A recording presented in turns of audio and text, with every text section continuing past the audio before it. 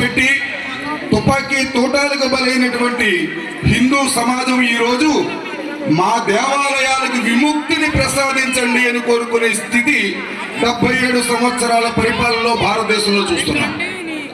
దేనికోసమైతే మన సనాతన హిందూ ధర్మంలో దేవాలయ వ్యవస్థను నిర్మాణం చేశారో, పంచాలయాలుగా భగవంతుడు ఉండే దేవాలయము, అన్నార్తుల ఆకలి తీర్చేటటువంటి శరణాలయము, విద్యను అందించే విద్యాలయము, జ్ఞానాన్ని పెంచే గ్రంథాలయము, ఆరోగ్యాన్ని ప్రసాదించే వైద్యాలయము, 5 ఆలయాలుగా నిర్వర్తించవలసిన పంచాలయ వ్యవస్థ ఈ రోజు రాజకీయ రాబందుల చేతుల్లో రాజకీయ పునరావాస కేంద్రాలుగా తయారయ్యాయి.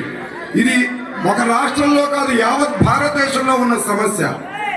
ఇవాళ భారతదేశంలో దేవాలయాలు హిందువులకు అప్పగించాలి, దేవాలయ భూముల్ని కాపాడలేకపోతున్నారు, దేవాలయ ఆస్తుల్ని కాపాడలేకపోతున్నారు, దేవాలయాల యొక్క ఆదాయాన్ని రక్షించలేకపోతున్నారు.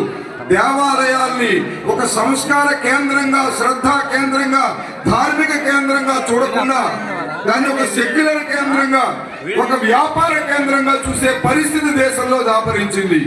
ఇవాళ హిందువులకి దేవాలయం అప్పగిస్తే ఎలా ఉంటుంది అన్నది అయోధ్యలో 2024 జనవరి 22వ తారీఖున నవ్య భవ్య దివ్య రామ మందిరాన్ని ప్రతిష్ఠించుకుని సమాధానం చెప్పింది హిందూ సమాజం. ప్రభుత్వం నుంచి ఒక్క రూపాయి తీసుకోకుండా, ప్రభుత్వం యొక్క నిబంధన నియంత్రణ లేకుండా కేవలం హిందూ సమాజం అయోధ్య రామాలయాన్ని నిర్వహించుకుంటోంది. దాని ప్రతిఫలం ఏమిటి అని చెప్పంటే, పెద్ద తిరుపతి వెంకటేశ్వర స్వామి దర్శనానికి 70,000 మంది వెళితే 28 గంటల సమయం పడుతోంది. 1,20,000 మంది అయోధ్య బాలరాముని దర్శనాన్ని చేసుకోవడానికి వెళితే 25 నిమిషాల్లో దర్శనం అవుతోంది. కారణం అక్కడ వ్యాపారం లేదు, కారణం అక్కడ టికెట్ లేదు, కారణం అక్కడ రాజకీయ రాబందులు లేరు, కారణం అక్కడ విఐపి బ్రేక్ దర్శనాలు లేవు. భగవంతుడు ముందు అందరూ సమానమే అని భావించే హిందూ సమాజం దాన్ని నేరుగా నిర్వహించుకుంటారు. ఇది భారతదేశం మొత్తం రావాలి. హిందువులు తమ దేవాలయాల్ని తామే నిర్వహించుకోవాలి.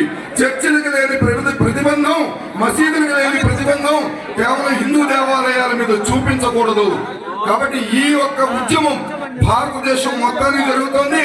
ఇక్కడ అదృష్టం ఏమిటంటే అది ఆంధ్రప్రదేశ్ నుంచి ఈ తొలి